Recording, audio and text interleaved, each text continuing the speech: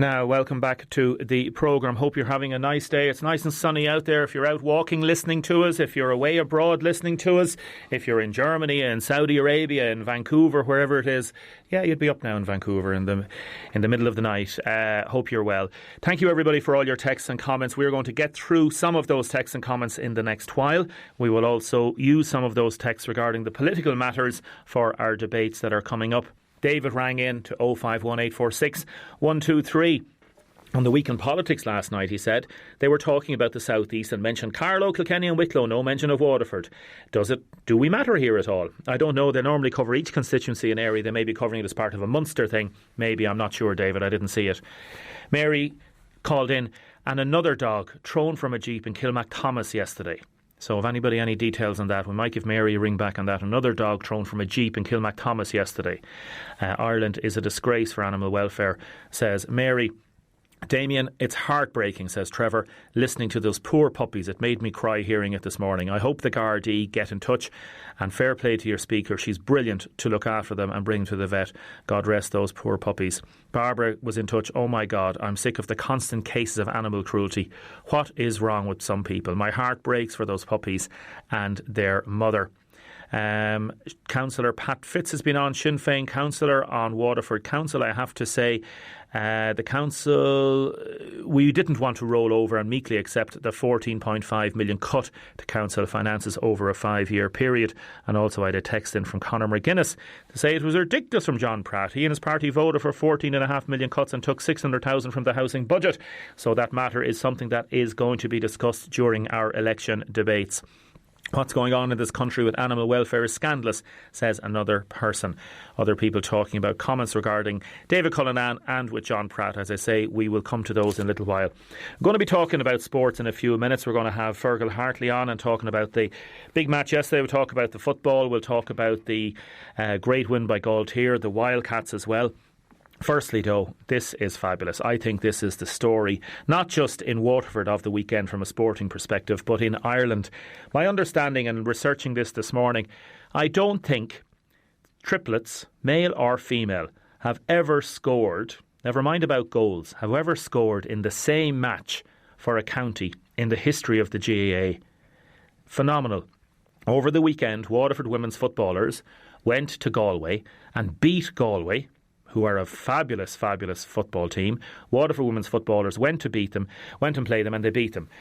And on that team are the three Murray sisters. We have Aoife, we have Emma, and we have Katie. And they're going to talk to me now in a minute. And their father is Joe Murray. Joe, good morning. Morning, Damien. How are you? Good, thank you. Good. You're in good form this morning, I'd say, are you?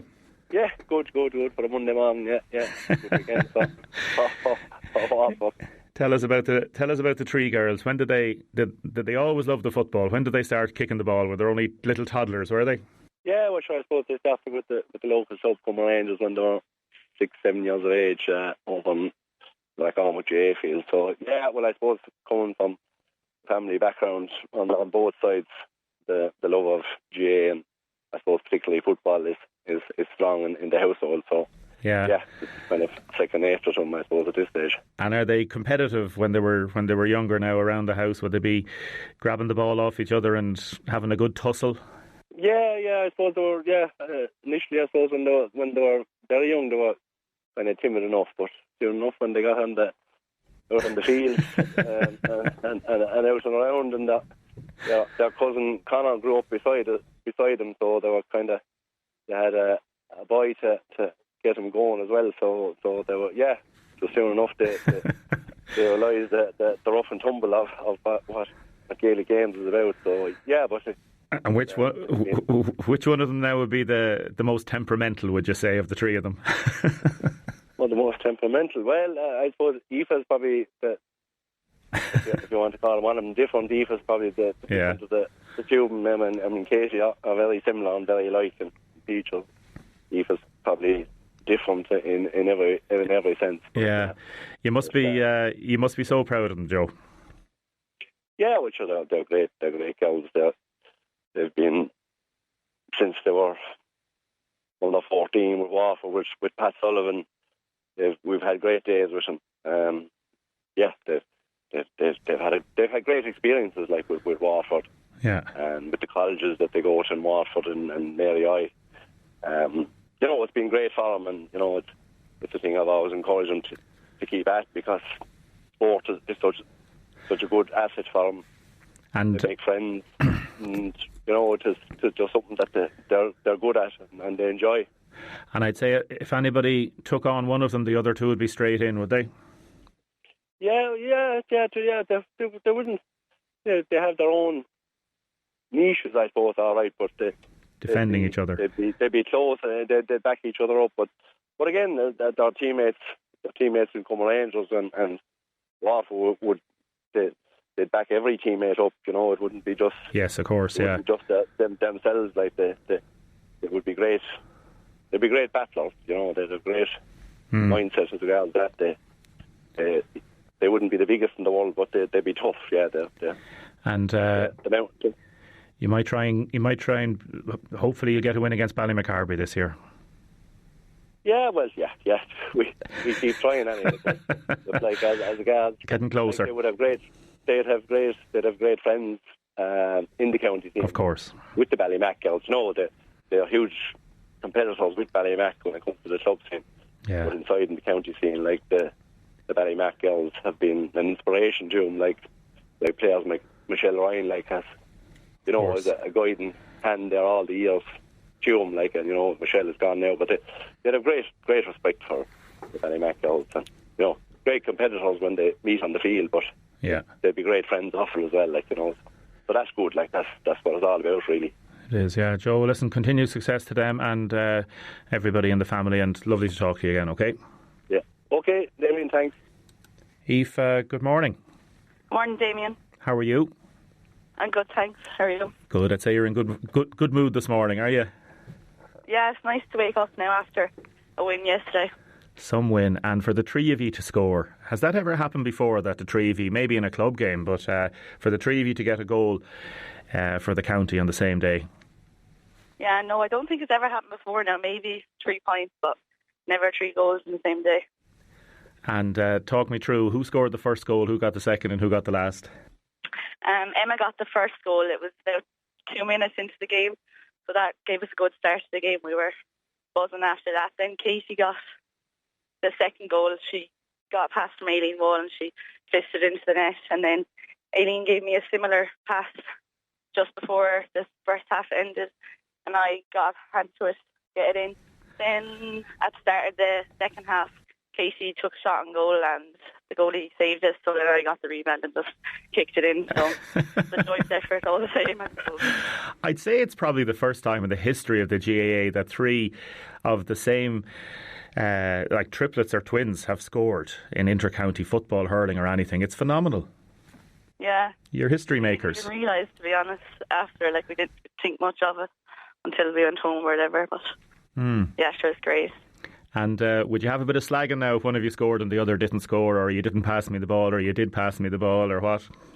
Oh God, yeah, there'd be a fair bit of constructive criticism thrown around the pitch from the rest of them. But sure, look, we take it. It usually helps.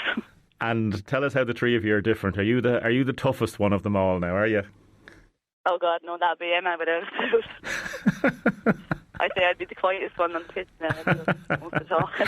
And would you ever abuse the old referee or anything like that, no? Oh no, never, no. We wouldn't be into stuff like that.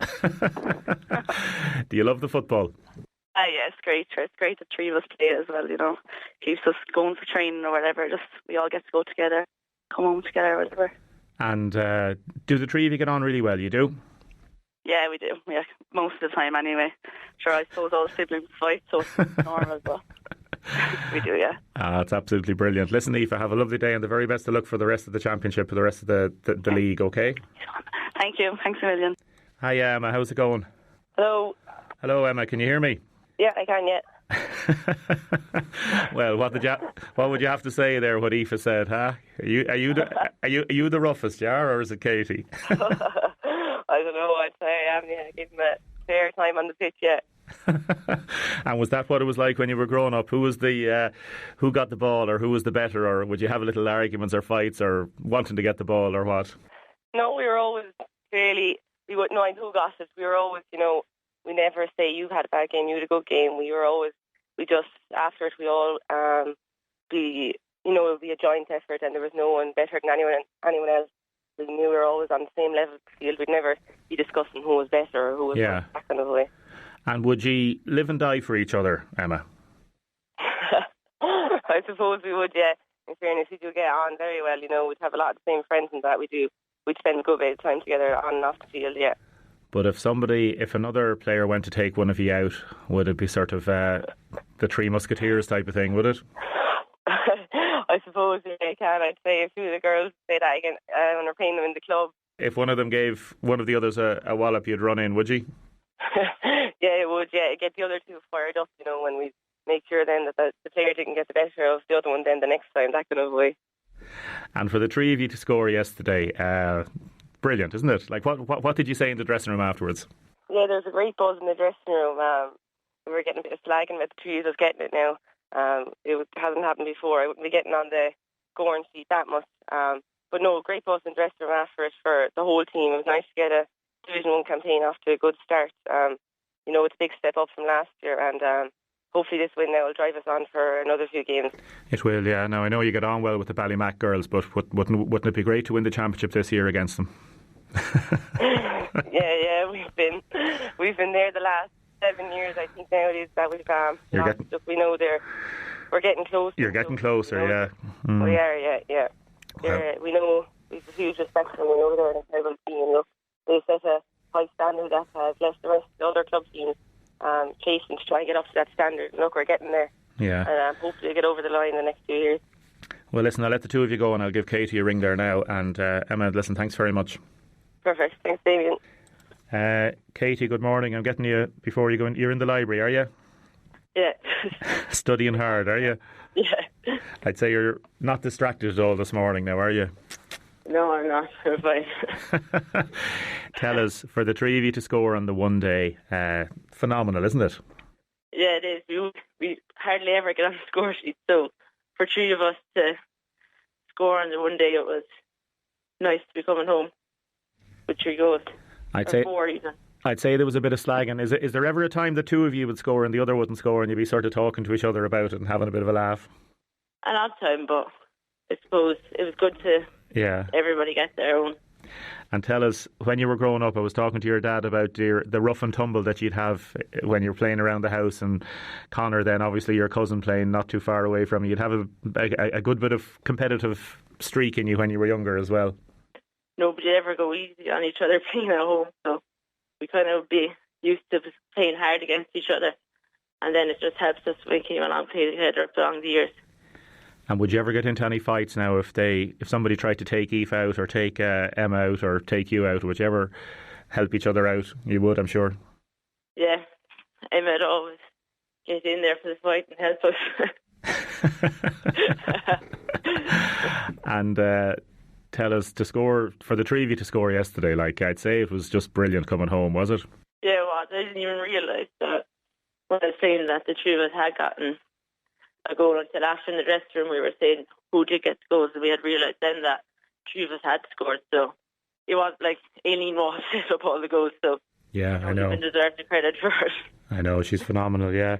I'd say it's probably the first time in the history of the GAA that triplets have scored in any inter-county official fixture, you know?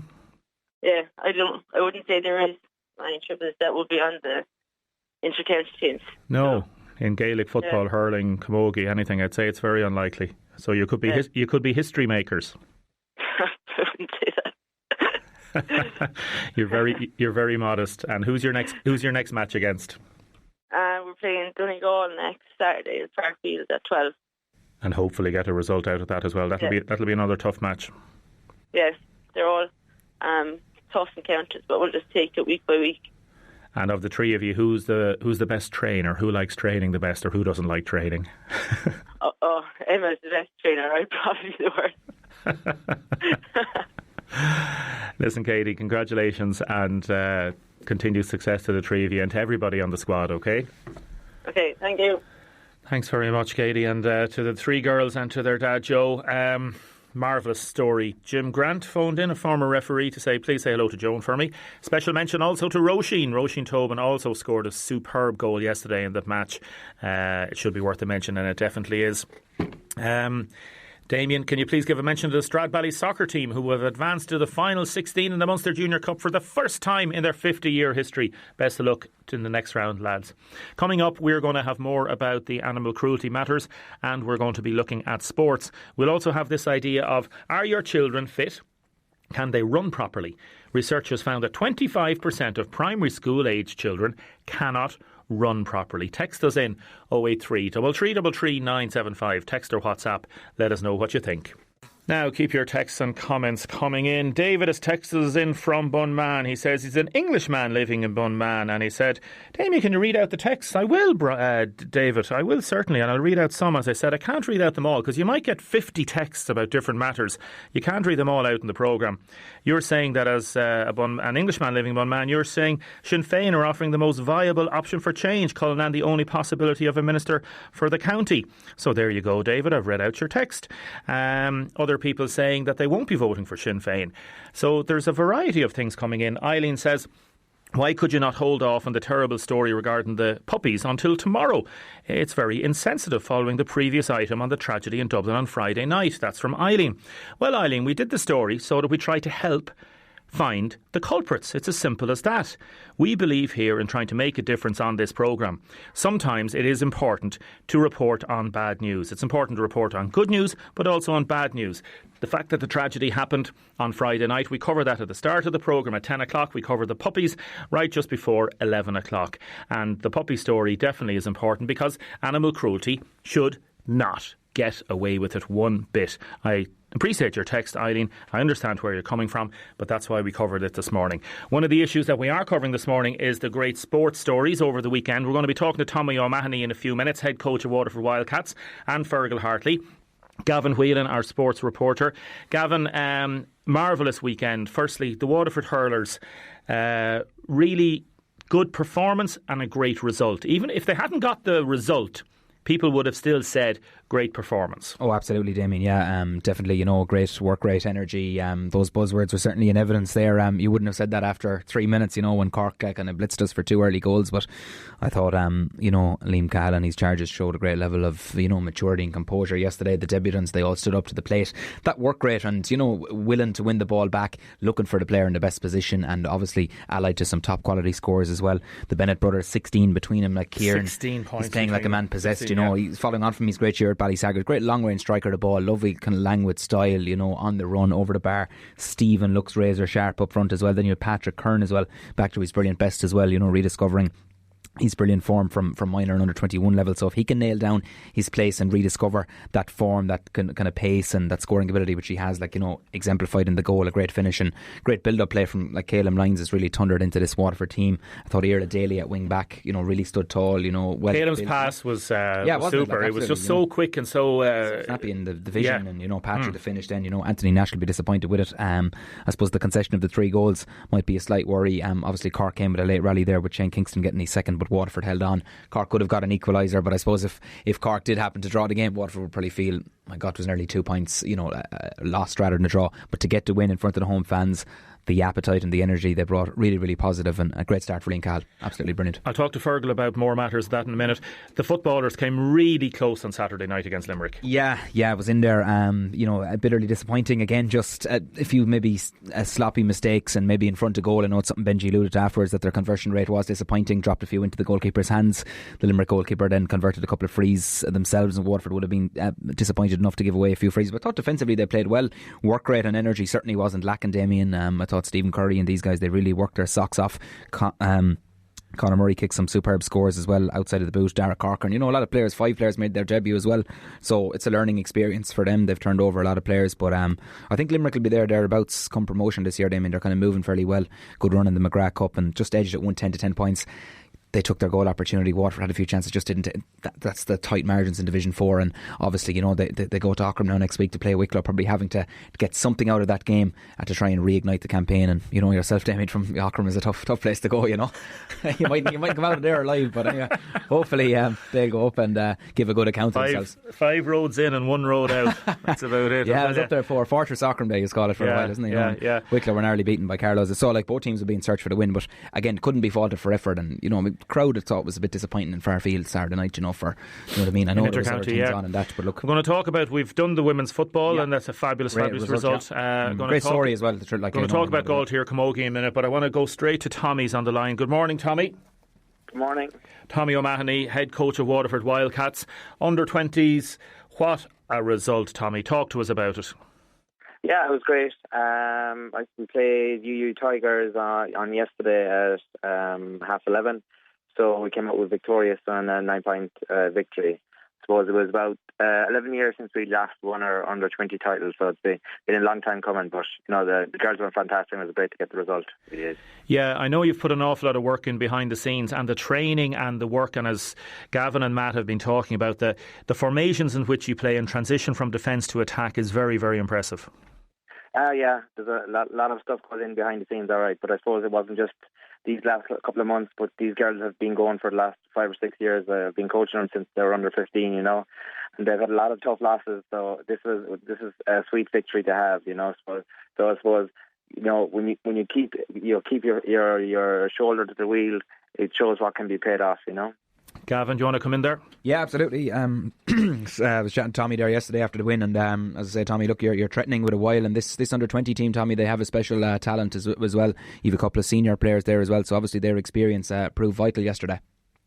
Yeah, I suppose Abby and Debbie will be two main ones, with Kate Hickey as well. They're playing Super League with Wildcats in the National League. So it's coming up against the bigger and the stronger players help them when they come down to their own age level. So that's been a huge help. All 3 girls also have played international basketball, so bring that experience to this competition helped immensely. Yeah, I want to talk briefly about Kobe Bryant and the shock that happened. I suppose anybody in the basketball world would be even more shocked than anybody in the sporting world, but he's one of these players that made that transition from a minority sport, unfortunately, in certain countries, to an international world name, didn't he? Yeah, I suppose an iconic figure. When you talk about Kobe Bryant, he's in the same breath as Michael Jordan. Especially in American sports where there's a lot of money. He spent 20 seasons at the one club, which doesn't happen that often.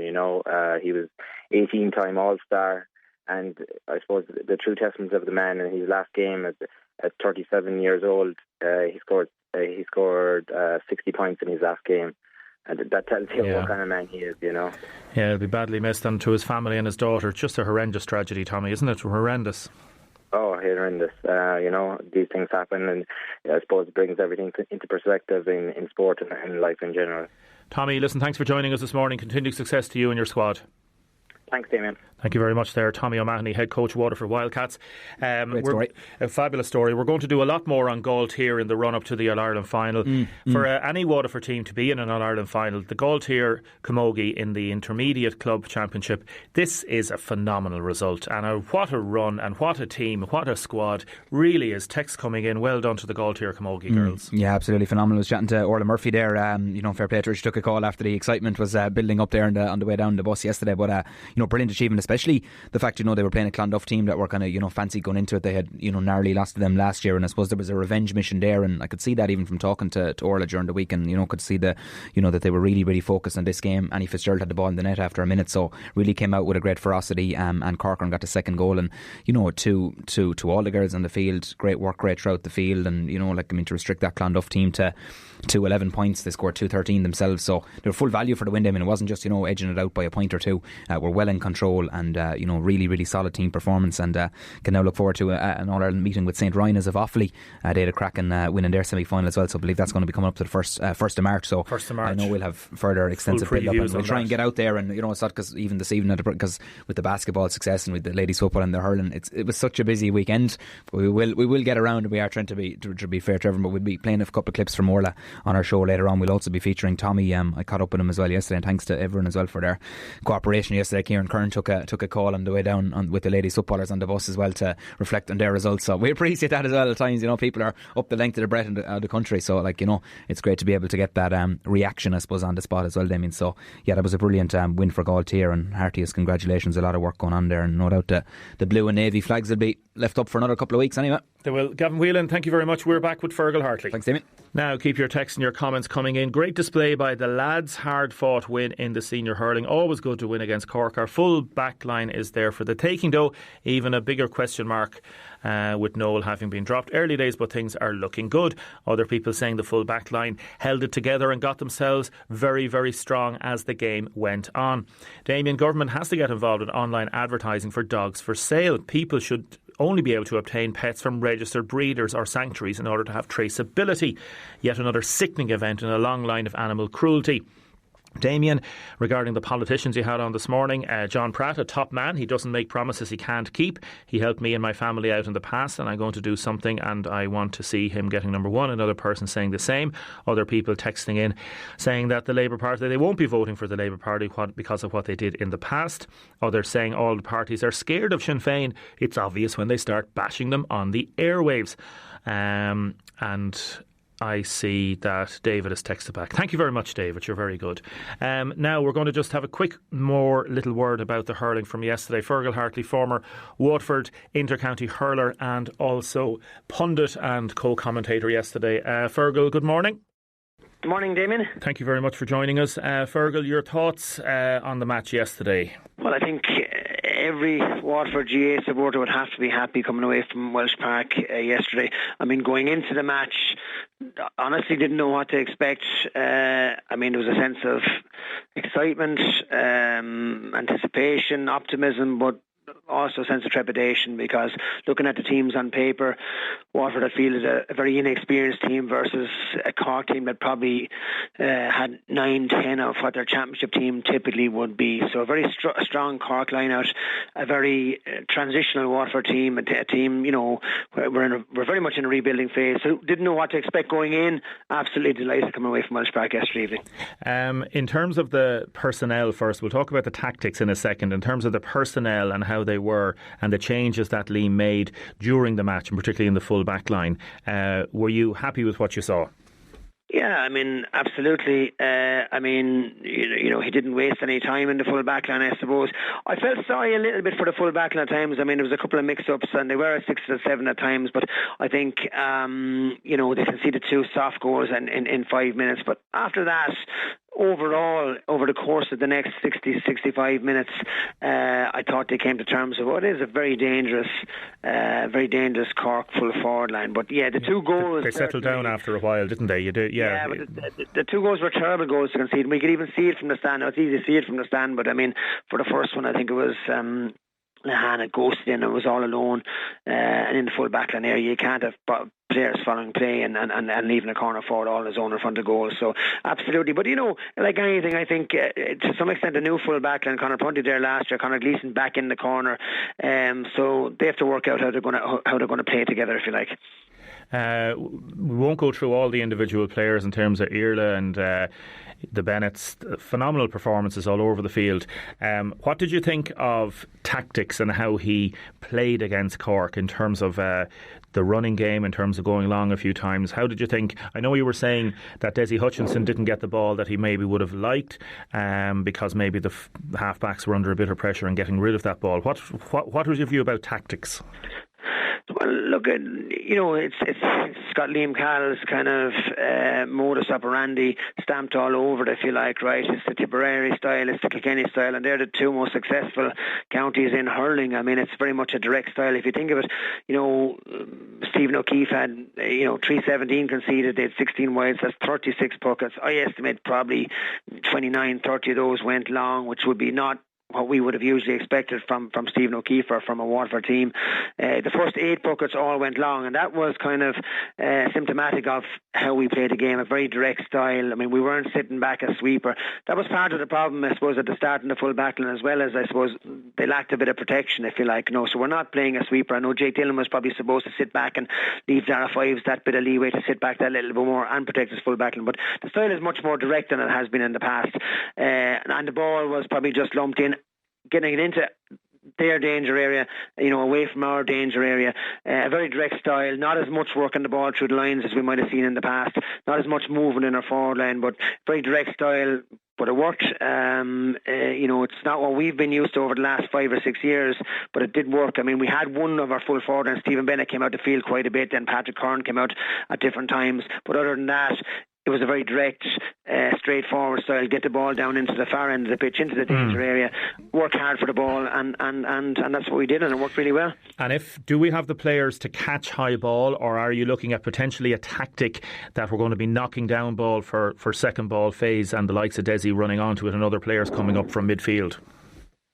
Yeah, I think that's probably the bit that we need to tweak. I think the use of the ball at times wasn't as good as it could have been, in the sense that we were lumping a lot of high ball down. I mean, at one stage, as you mentioned, Deise, he was on Robert Downey. It was probably a foot in the difference, and we were pumping high balls down. But look at, ultimately, players at this level and any level need to be able to win their own ball, and I think that is the way it's going to be. I think we can refine it and fine-tune it a little bit, and you have to take into consideration that this is effectively a new team trying to figure out how they all work together. So there's a little bit of refinement required in that regard. I feel, in the sense that we can use that ball better, we can move a little bit better, but I think the style won't change. I think that will be Liam Call's style. As I say, it's worked for him in the past, it's worked for Tipperary, it's worked for Kenny, and it worked for us starting off yesterday. I mean, going in there yesterday, looking at a very young a team who hadn't played a huge amount together, and playing a style that requires players to stand up and be counted for themselves. I mean, it was a phenomenal performance. And one thing they will have and have already is a phenomenal level of fitness. You can see the work rate and the work that's been put in over the last 8 weeks. Yeah, and everything we had heard that was coming back from the camp was all hugely positive in terms of application and to training and intent and intensity and so on, and that was evident yesterday. I mean, that was for Liam Call the most pleasing thing. If you think of it, we went 6 points down within 3 minutes, and in reality Cork had 2 great chances as well to go 2 points more up. That's right. Put us 8 points up, and if you're 8 points up, Cork would have said, Jesus, after 5-6 minutes the game was nearly over almost. I know that might sound like a crazy thing to say, but for the next 60 minutes, a very young team, really took charge and went. There was an 11-point swing, Damien, from 6 points down to 5 points up. So I know Cork rallied in the end, and maybe there was a little bit of panic set in on our end. But for the next 60-65 minutes, there was an 11-point swing for a really inexperienced team, and that was just purely down to guts and heart and work rate and intensity, which was all underpinned by that level of fitness and that work rate that they've done in training, as you mentioned. Fergal Hartley, thanks very much for joining us this morning. Thanks, Damien. Thanks very much, Fergal. Caller to 051846123 says it's the best game of hurling he's seen in a long time. This gentleman is 73 years of age. He says the players should be very proud of themselves. Also, the tactics were just right. Let us know what you think. 083 3333 975. Text or WhatsApp. A text in, gosh, those 3 sisters sound amazing. They sound brilliant, and well done to them. Other people texting in about Sinn Féin and about Labour. Some critical of Sinn Féin, some praising Sinn Féin, some praising David Cullinan, some praising John Pratt, some critical of Labour in government in the last time. I won't, as I say, get through to all the texts. I do appreciate the texts coming through, and please keep them coming through because it gives us a good flavour of where people are at. And then other people texting in that anybody who makes promises, we don't know if we can believe them. So this person is saying that it's a bit rich when politicians make promises. Others saying that the likes of John and David don't make promises, and it's good to hear that. Let us know what you think. And also, what do you think about school children cannot run properly? Steve at Behan, DCU School of Health, is up next. Now we're going to be going to Dr. Stephen Behan in a second. Damien, will you please stop and leave the hurlers get on with the job in hand? Kilkenny won yesterday as well, and not a word about Kilkenny. Typical, blowing a league win out of the water. Well, Kilkenny had a good win yesterday, but the idea of Waterford having a performance that a lot of the fans were calling out for over the years, you could say, and the fact that it's Liam Call's first competitive match in terms of the league. We had the Munster competition, but that was massive yesterday. That was massive. So it's not blowing it out of the water. It's putting it in perspective, and it's saying that they played really, really well. Damien, ease off on the Waterford team this early. It's the first match of the league. Calling them super, putting a lot of pressure on the lads. No, it's great that they won. Nobody's putting pressure on them. Isn't it better that they won and had a great result? That's what it's all about. We'll come back to that in a little while, because we're going to keep on the matter of sports and not necessarily winning but performing. Stephen, good morning. Good morning. I just had a big discussion about performance on the field and I suppose how youngsters develop into athletes. Stephen Bean, you're the DCU School of Health and Human Performance. This is a big story. Growing number of school children lack the basic skills to take part in sport and physical activity. And this is from a big study that you have done. Surveyed around 2,000 children, is that right? Yeah, that's right, yeah. So what we would have done is we would have looked at the basic movement skills, what they call the fundamental movement skills. And we call these the basic building blocks, so that we need to get these, like the running, the jumping, the catching, the throwing, in order to build on the more complex sports skills. Okay, and how did you actually measure them? So we use a tool called the test of gross motor development. So basically that's a fancy word for this is a scientifically valid measure that we can look at these basic skills. So for example, if you take the run, for example, these are really simple skills. So we just look at certain components, if they're present or not when the kids are running. So for example, in a run, that the opposite arm, if you have a picture of Usain Bolt in your head, and you'd always see that left knee would be up as well as his right arm, and that sort of bilateral coordination allows his running to be, let's say, really, really efficient and good. And if we can get those kids to a high level of mastery in these skills, that it allows them to be more physically active as they go forward. Now, what have the figures found? Give me a rundown, please, of the main findings of this survey and this study. Okay, so the big one people are picking up on is that that only one in four kids can't run properly. Okay, so we would have measured over 2,000 kids right across the country, and we would have been looking from the ages of 5 to 12. Now, we wouldn't expect the 5-year-olds to have mastered all these skills, okay, but we would certainly expect that by the age of 7 or 8 that they would have mastered the basics on all these. And we tested a really broad range of skills, so likes of running and jumping, skipping and hopping and stuff like that, which are called the locomotor skills, which are based around moving your body. And then we also looked at what's called object control skills. So that's your kicking, your catching, your throwing, etc.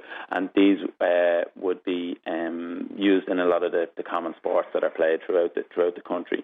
And what we found was that as the skills got a little bit more complex, that less and less of the children actually had mastered them.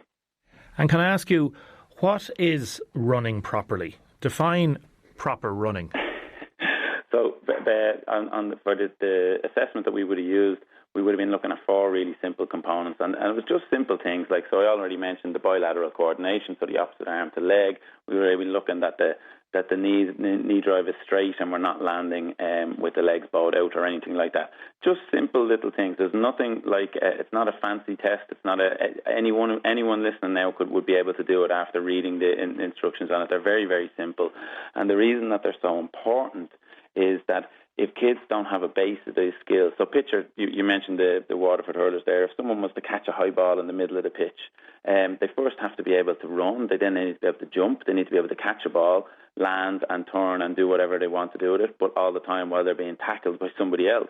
And if we don't have those basic skills to be able to link them together, and we're asked to do an activity like that when they don't actually have the basics, that we're maybe asking them to be we're being a little bit trying to get them to do too much too soon, and based on that then that they can drop their confidence and they'll be less motivated to take part. Yes.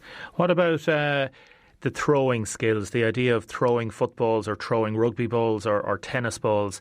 Is that something that they can learn later in life? Is it something that has to be learned before the age of 10, or how would you define it? No, there's no ceiling on learning these things. But what we are trying to get the point across is that if we focus on all these skills at a young age, so you're talking about throwing, but we tested about 16 different fundamental movement skills, and if we can get a really broad base of movement and basic movement in with young children, we can then set them up to be able to play whatever activities they want because they have this basic sort of foundation there.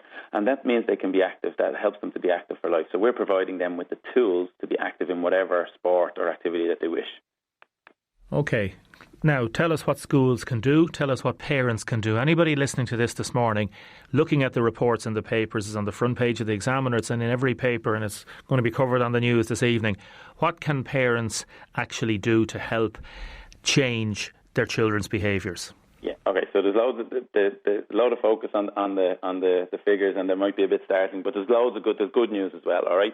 We know from all the existing research and the previous research, our own pilot programs, that we can impact these fundamental movement skills and indeed kids' confidence in these skills very, very quickly over a relatively short period of time. And in doing that, what we're trying to do is create physically literate children. So what do I mean by that? If someone is good at kicking, they will be confident at kicking, which means they'll be more motivated to do that, which means because they do it more often, they'll actually get better at it. So there is loads of resources out there freely available. Some of our partners in the project, both the GAA and Dublin GAA, have fantastic resources on their coaching pages online. The PDSTPE would have the Teachers Development site would have some fantastic stuff on there as well, all freely available. And what my message will be to parents, to coaches, to teachers, that if we just think about how do we teach kids how to read, we don't just give them a book and expect them to be able to read it.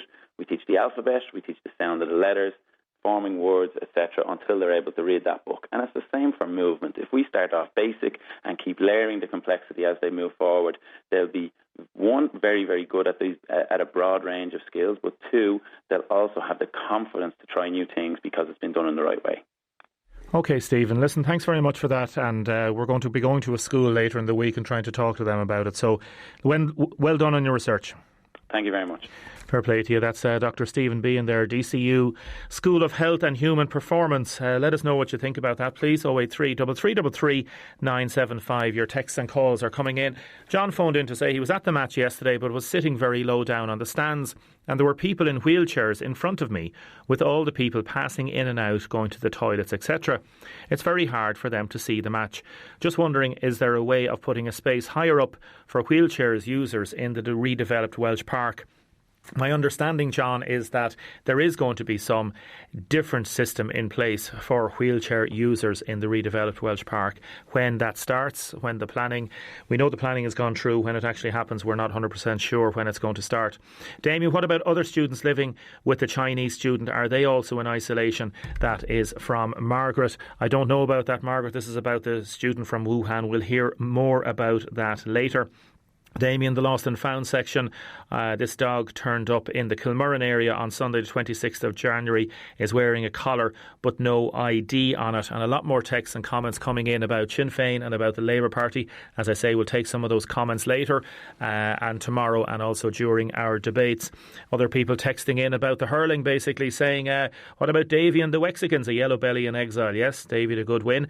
And Mick across the bridge says, if you win a Munster Championship game, it'll be hard to listen to you all. Mick, I hope it will be hard to listen to us all.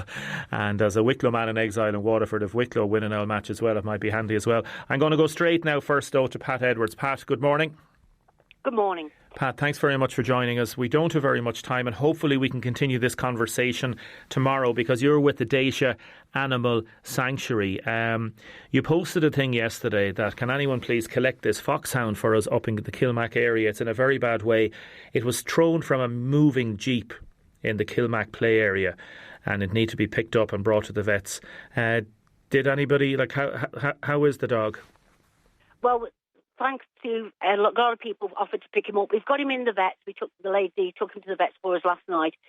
He was on a drip overnight. The dog isn't in bad condition. He was just completely, utterly exhausted. He couldn't even lift his head up, and he's on a drip at the moment. What we found out that some children were playing in the play area, and their mother phoned us up, and they saw a jeep pull up and chuck the dog out and kept on going. There was two men. They couldn't see the registration or nothing like that. And they went and told the mum, and she phoned us up, and we got him collected. And like I said, they took him straight to the vet and put him on a drip. We believe it could be a hunt dog. Now, we're just checking it out and making sure he's microchipped, because all hunt dogs have to be microchipped and tattooed anyway, so we can follow on from there. Okay. His condition, like I said, he's just exhausted. He's been running all day. And does he look like he's been properly fed, or is he? Do you think it maybe just a dog that may have gone astray from a hunt? Was there a hunt on over the weekend? I believe there was, but to be honest, we picked one up 2 weeks ago in Rathgormack, a harrier hound that had been dumped in a hedge. And we got this bitch home, and we've just had to. She was in a bad state, very thin, but we've just had to have a crucial ligament done because the back leg had gone altogether. so she's with us at the moment. And then we picked another Harrier Hound up in Ballymacarbery car park, which has gone out to a home. We seem to be getting a lot of hounds with no identification on them at all, and that's not the requirement of the hunt. OK. Pat, will you come on the programme with us tomorrow, because the laws are going to be changing, we understand, in the next few months. I know you were talking to Julie about that. I'd like to have a proper chat with you about it, because we had this other issue of the 3 young puppies being found dead in a ditch in a plastic bag in Ballygunnermore. So I'd like to talk to you more in depth tomorrow, if that's OK. I'll get the legislation as well. All right, Mike. Pat, thank you very much for talking to us this morning. We'll talk to you tomorrow. We'll continue this conversation tomorrow, because a lot of people are texting in about the interaction between humans and animals. Damien, apart from food, water and shelter, what are the needs of dogs? They live in a happy, stress-free life. They also can suffer boredom, terrible stress, loneliness if they're kept in a confined area, never walked, little human interaction. It happens all the time. That is in from Mags. So let us know about what you think about that. 083 333 975. You can call 051 846 123. We will take more of your texts and comments for tomorrow. As I say, we will cover a lot more subjects tomorrow, because it's just got so busy today. There'll be more on the news at 12 o'clock about the latest on the Chinese student.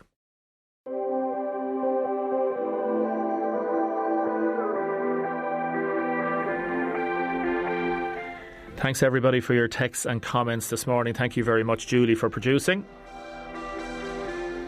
Thanks to the contributors and also to our news team. We're back tomorrow with a lot more politics and other matters besides. We'll talk to you then, and the great Jeff Harris is up next.